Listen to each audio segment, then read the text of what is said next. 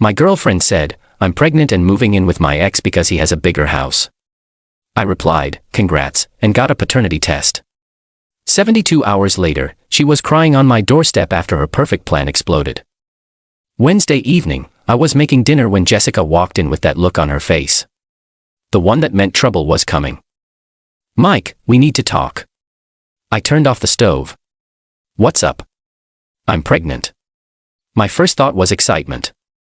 Actually, we'd been together 8 months. Things were solid, or so I thought. Then I saw her expression. Okay. I said carefully. How far along? About 6 weeks. 6 weeks. I did the math quickly. That timeline worked, but something felt off about her whole demeanor. There's something else.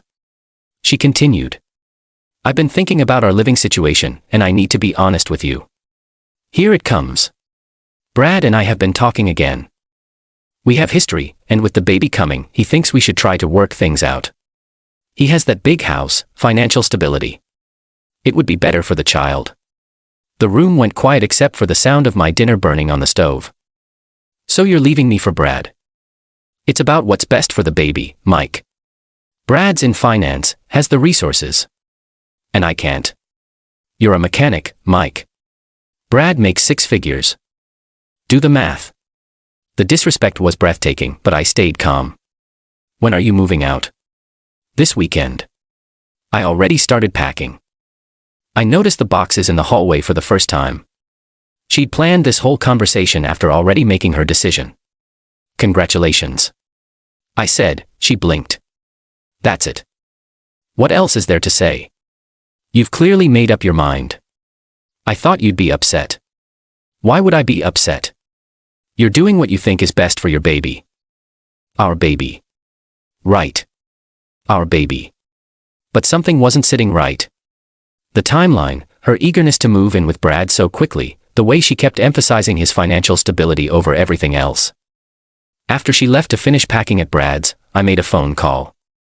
Dr. Martinez, it's Mike Chen. I need to schedule a prenatal paternity test. Update 1 week later. Thursday morning, Jessica came by to get more of her stuff. I was getting ready for work. Mike, about the test you scheduled last week, so she knew. What about it? It's unnecessary. I know when I got pregnant. Good. Then it'll confirm that, and we can move forward accordingly. You're really gonna make me do this? I'm not making you do anything.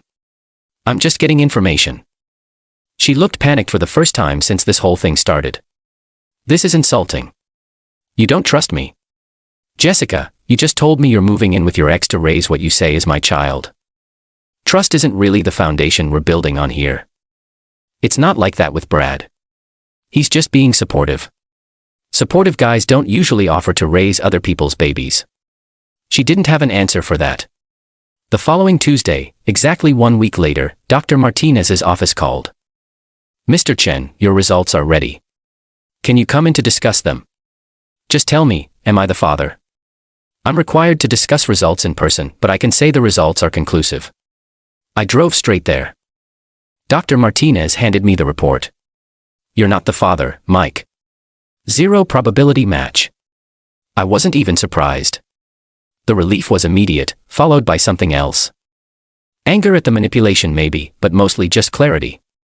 Thanks, Doc. Can I get copies of this report already printed for you? An hour later, I called Jessica. We need to talk. I have the paternity results.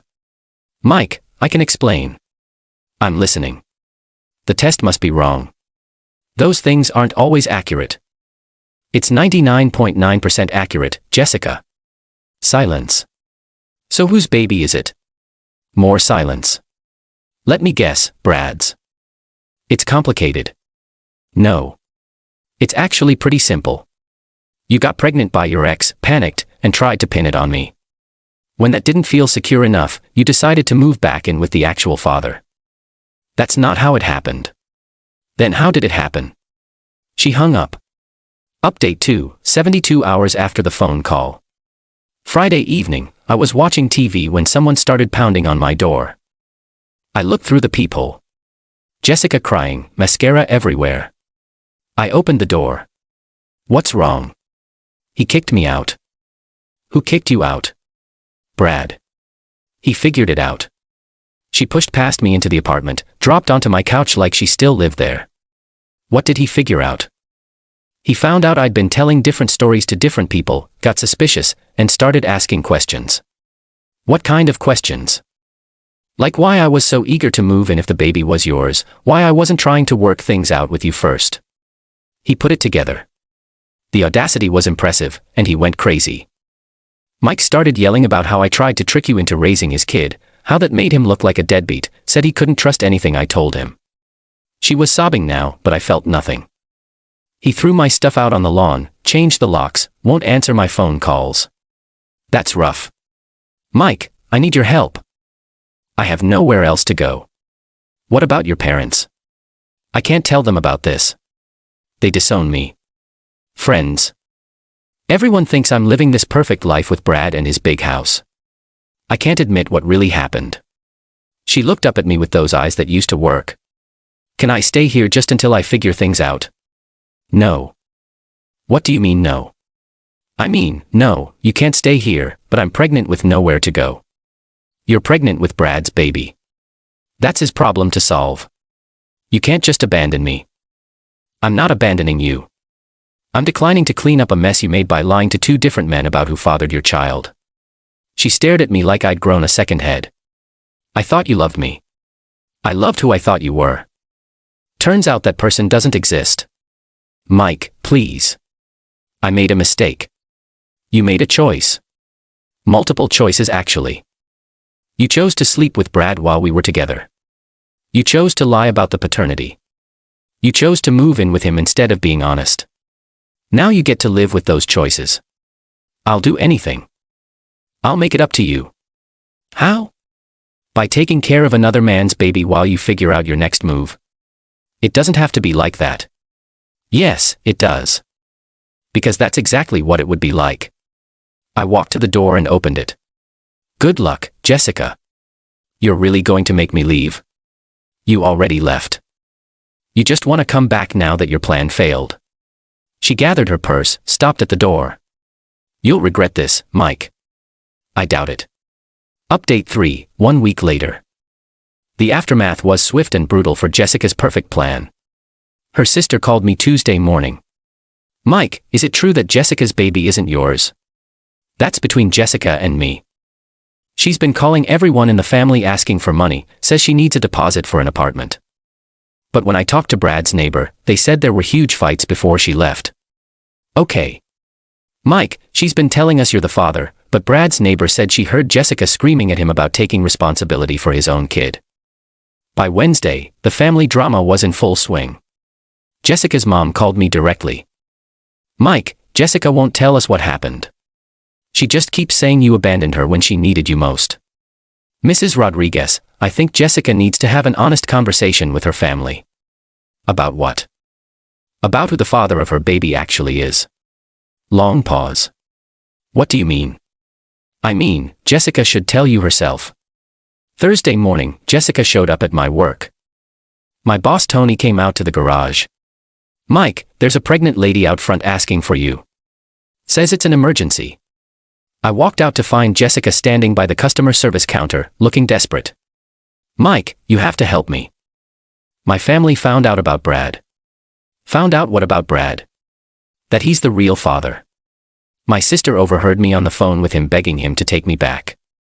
And Emma confronted me directly, made me admit the whole thing, that I'd been sleeping with Brad while we were together, that I tried to pin his baby on you.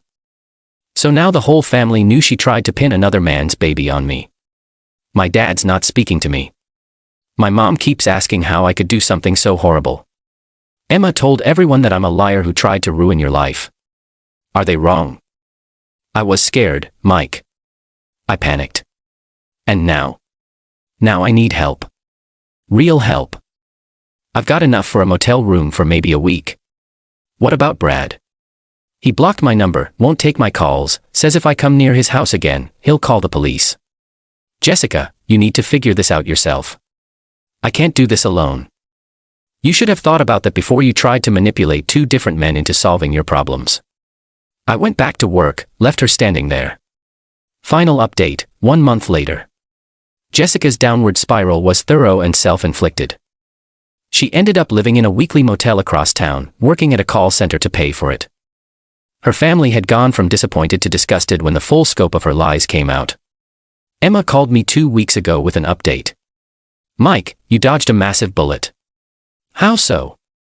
"Jessica's been telling people that she's going to sue you for child support anyway. Says even if you're not the biological father, you were acting as a father figure. Good luck with that." That's what our family lawyer said. Told her she'd have better luck suing the moon. Last week, I ran into Brad at the grocery store. Awkward but necessary conversation. "Mike, right? Jessica's ex." "That's me. Look. I need you to know I had no idea what she was doing to you. When she moved in, she told me you guys had broken up and you were cool with me stepping up for the baby. Can you believe that? I wanted to believe it. I thought maybe we could make it work again. When did you figure out the truth? When she kept talking about how you didn't want anything to do with the baby, it didn't match up with the guy who'd supposedly been okay with everything. Made me start asking questions. Hence cutting her off. She kept showing up crying, begging for another chance. I couldn't trust anything she said anymore.